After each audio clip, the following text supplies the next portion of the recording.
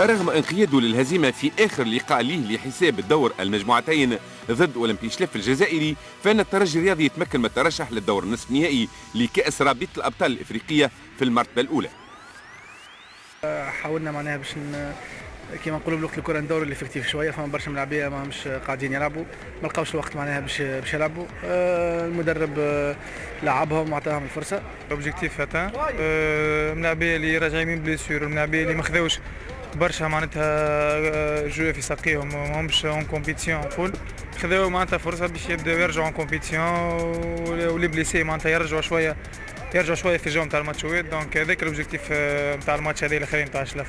لو بلوز امبورطون سي كو الاربع ماتشات اللي عندي نلعبهم معناها في معناها بالمجموعه الكل موجوده عندي، تكون لاباس من غير افيتسمونات من غير حتى شيء، وجونتام لا دومي فينال كيف زاد بالملاعبيه نتاعي الكل. هذا البلوز امبورطون بالنسبه للاسبيرونس. مرتبة كان ضمنها منذ تاريخ 2 سبتمبر 2012 بعد انتصاره على منافسه المباشر سانشاين النيجيري. الهدف اللي سجله إيبيت أوغوا ضد مرماه كان كافي لممثل تونس للترشح للنصف النهائي على رأس المجموعة الأولى. مجموعة سيطر عليها الترجي الرياضي سيطرة كلية بعد ما حقق 5 انتصارات متتالية، وهو رقم قياسي في تاريخ كأس رابطة الأبطال الإفريقية في دور المجموعتين. جو m'en fous des records. Le record هو داير عند اسبيرونس تو. دونك les records sont faits pour être battus. عمري ما خممت فيهم أنا شخصيا. الترجي انتصر على جميع منافسيه ذهاب وإياب باستثناء أولمبي إشلف الجزائري اللي ما فاز عليه إلا في الذهاب فقط ب3 أهداف لهدفين، مقابل زوز انتصارات ذهاب وإياب على حساب ممثل تونس الثاني النجم الساحلي، هدف دون مقابل في رادس، وثنائية في الإياب في سوسة.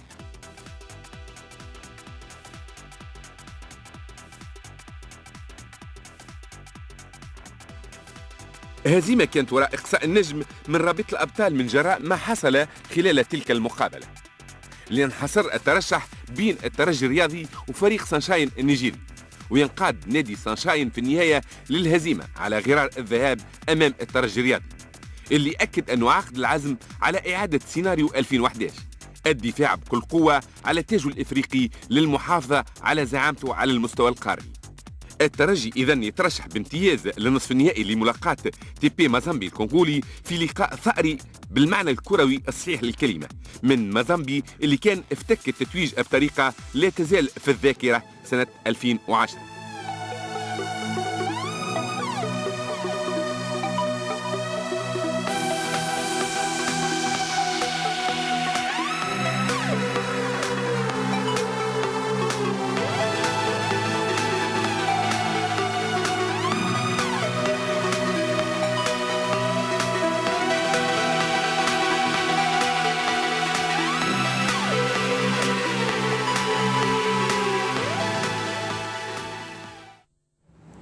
هذا كان اللقاء بطبيعة الحال أو المشاركة مسير الترجي التونسي في كأس رابطة أبطال أفريقيا إلى هذا اليوم قبل خوض مباريات الدور النصف النهائي. نذكر أنه الترجي التونسي باش يواجه تيبي مازامبي الكونغولي في الدور النصف النهائي مهما كانت المباريات، سواء كان نصف النهائي او النهائي. ان شاء الله نشوف الترجي في الدور النهائي، فانه مباراه العوده ديما باش تكون في تونس ان شاء الله. فما استجوابات ايضا باش نتابعوهم، استجوابات ما بعد اللقاء وقت وصول كل عناصر الترجي او افراد الترجي الرياضي التونسي لمطار تونس قرطاج من بعد شويه بطبيعه الحال، بعد ما نسمعوا فريد شوشان فيما يتعلق بهزيمه. صحيح الترجي التونسي فريد كان انهى منذ مباراه الفارتا ضد سانشاين الترتيب في المركز الاول، لكن هزيمه تحسب للترجي التونسي ضد فريق الشلف. صحيح اسكندر، يظل لي الهزيمه من بعد 5 انتصارات. نعرفوا الفريق مشى الجزائر، فريق شلف ناقص اللاعبين، ثم عده لاعبين ضمن الترشح نتاعو باش يشوفوهم في المجموعه، ما شفناهمش خاصه في رابطه الابطال. شفنا اللاعبين اللي كانوا حاضرين مثلا اللي اول مره سيف الله حسني موجود، شفنا العوده نتاع مجيد راوي، كذلك خالد العياري كقلب موجود. معناها خلى ممكن المدرب نبيل معلول يحاول يحضر المقابلات من بعد الترشح نتاعو 5 انتصارات 6 لاعبين قاموا بالعليم امام ارضيه ميدان صعيبه في شلف، امام كذلك العزيمه نتاع الفريق هذا لحفظ ماء الوجه. تعرف من بعد 4 هزائم فريق شلف ياكد الترجي في الطريق صحيح، واللاعبين الموجودين رغم ما كانش مردود كبير برشا، معناها قبول هدف في 27 دقيقه في شلف امام فريق معناها كانت الرغبه اكثر من الترجي، الا عرف كيفاش يدور الافكتيف نتاعو لتحضير مقابلات وخاصه نصف النهائي. نعم. فريد تي بي مازمبي الدورة النصف النهائي ما بين 5 و7 أكتوبر. مقابلة كبيرة، مقابلة باش تدخل تو في الإقصاءات مع المجموعات. الترجي عنده الخبرة الكافية صراحة، كان تقابلوا في دور نهائي سابق وكان شفنا كذلك، لكن تي بي عنده العناصر ممتازه كيما تريزور لكن الترجي في رايي بالمجموعه الاحتفاظ اكثر ما يمكن 70% من المجموعه موجوده. الخبره اللي اكتسبوها اللاعبين، مهاجم كينيانغ يوسف المساكني قادر باش يعود، خاصه مقابله الذهاب باش تكون صعيبه امام ارضيه اصطناعيه في مازامبي. ان شاء الله الترجي يقوم الواجب، ما يقبلش خاصه اهداف ويحاول يسجل. المجموعه الموجوده في الترجي مجموعه ممتازه مع التركيز، خاصه كما قلت مقابله اقصائيه مش مقابله نتاع ترتيبيه ثم تعويض. نعم يعطيك الصحه فريد. نمشيو نبقاو مع الترجي التونسي، وهذه مره مع النادي الرياضي الحملان في نطاق الجوله المتاخره 26 لبطوله الرابطه المحترفه الاولى لكره القدم برباعيه. يفوز الترجي التونسي على النادي الرياضي الحملان في اللقاء رقم 100 بين زوز فرق. الماجري رابع مدرب للنادي الرياضي لحمام الانف في الموسم الحالي لتدريب النادي بعد غياب 4 سنوات، وللمباراه 47 على التوالي يعجز النادي الرياضي الحمام عن هزيمه او عن هزم الترجي الرياضي التونسي في البطوله، يعني 28 سنه. نرجع اكثر تفاصيل لقاء الترجي الرياضي التونسي النادي الرياضي لحمام الانف مع ربيع البغاني، زياد بوزيد وايمان الميلي.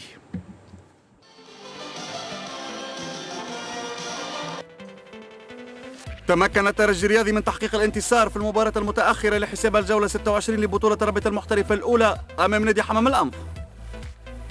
زملاء بن شريفية انتصروا برباعية كاملة بعد ما اكتفوا في الشوط الأول بهدف وحيد عن طريق يوسف المساكني، وكان بإمكان الترجي رفع الفارق في أكثر من مناسبة لو استغل الفريق عديد الفرص الواضحة اللي خلقها خط الهجوم.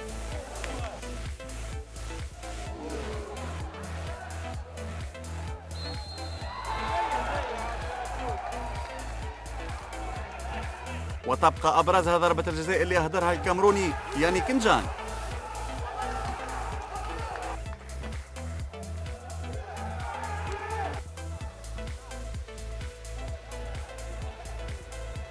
في الجانب المقابل فإن نادي حمام الأنف ارتكب عديد الأخطاء خاصة على مستوى التمركز، وبين بالكشف أن الفريق تأثر ببعض الغيابات البارزة على غرار الحارس العربي الماجري والمدافع المحوري معين الشعباني والظهير الأيمن أمين النفزي.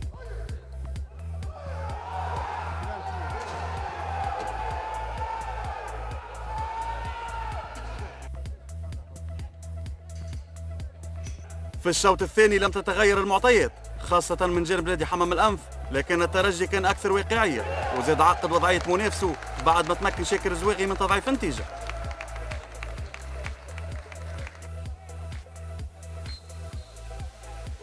سيطرة الترجي زاد أكدها ياني كنجان، وبصنعة كبيرة يسجل 3 أهداف فريقه في المباراة.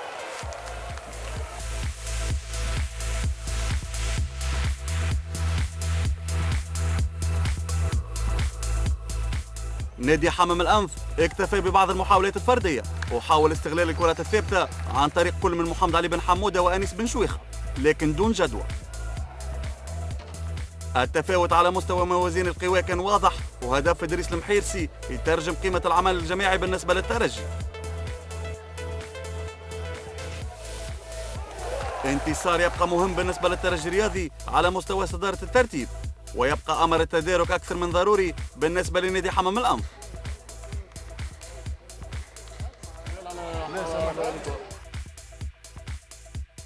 نادي الرياضي حمام الأنف منقوص من عدد أساسيين اليوم، فما عدد شبان اللي لعبوا. الافكتيف تاع نادي الرياضي حمام الأنف مش الافكتيف تاع الترجي، بالتالي الترجي ينقصوه 3 4 ملاعبيه ما ياثروش، وقت اللي احنا ينقصوا 4 ملاعبيه اساسيين ياثروا علينا، وهذا اللي صار. لكن 4 أهداف صحيح، 4 هفوات كبيرة. 4 أهداف مقابل 0 انتصار الترجي الرياضي التونسي على النادي الرياضي لحمام الأنف حسب أرقام زميلنا عماد كلامني. ثاني مباراة بين زوز مدربين نبيل معلول وحبيب الماجري والمساكني ويانيك جانج يلتحقوا بديدييه ليبري في طليعة ترتيب الهدفين ب 13 هدف. سي اسكندر سمعت سي حبيب الماجري فريق منقوص من مجموعة من اللاعبين. النادي الرياضي لحمل الأنف كان في مواجهة الترجي الرياضي التونسي ينهزم 4 أهداف مقابل 0. تظل النتيجة ثقيلة على النادي الرياضي لحمل الأنف. صحيح. بالنسبة للمباراة هذه نادي حمل الأنف كان منقوص بالنسبة لنا زوز ركائز أساسية اللي هما العربي المجدي حارس مرمى. نعرفوا قيمة عربي معناها في دفاع حمل الأنف. ومعين الشعباني اللي هو لاعب محوري في الدفاع. نعم. والمشاكل الكل اللي شفناها نتاع نادي حمل الأنف كانت على مستوى الدفاع على مستوى وسط الميدان كيفاش يوقفوا معناها هجوم الترجي. لا نوسيون دو كادراج دو بورتور دي بالون وسط التيران ما كانتش موجوده بكل. وكان البلوك بعيد البعض وبرشا كان تقريبا 60 70 متر. خلى الترجي يلقى عده مساحات يلقى حلول دندرفال فرص كبيره نتاع تسجيل. كانت المباراه ممكن توفى 7 ولا 6 أهداف مقابل هدفين. مانيش باش نرجع على زوز ضربة جزاء. ثم ضربة جزاء لحمل الأنف ضربة جزاء للترجي. معناها اخصائي التحكيم هو اللي ينجم يحكم عليهم. لكن نقول انه المنعرج تاع المباراه كانت 1-0. الهفوه اللي قام بها الحارس كره معناها سهله في يديه معناها وما عرفش باش يتحكم فيها. دونك 2-0 بالنسبه لنا المباراه فات. ونادي حمل الأنف ولا يخمم في المباراه اللي بعدها. عنده مباراه هامه جدا مع مستقبل جابس. دونك ولا يحافظ على التمركز نتاعو على اللياقه نتاعو. دونك الهدفين الاخرانيين كانوا هدفين بالنسبه لي معناها ممتازين جدا.